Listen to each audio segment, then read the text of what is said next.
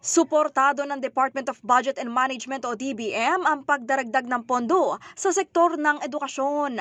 Ayon kay Secretary Amenah Pangandaman, ang dagdag pondo na ito ay naaayon sa utos ni Pangulong Bongbong Marcos na ilipat ang 255.5 billion pesos na dapat sana ay sa flood control projects ng Department of Public Works and Highways o DPWH sa mga priority programs. Sinusuportahan umano nila ang realignment na ito at tinitiyak na maipatutupad ng maayos upang matanggap ng mga estudyante, guro at mga state universities and colleges o SUCs ang nararapat para sa kanila. Kasabay nito ay hinimok ni Pangandaman ang Kongreso na aprubahan ang mas mataas na appropriations para sa SUCs. Umaasa umano sila na diringgin ng mga mababatas ng panawagan at ilalaan ang mas maraming resources sa mas mahalagang bagay.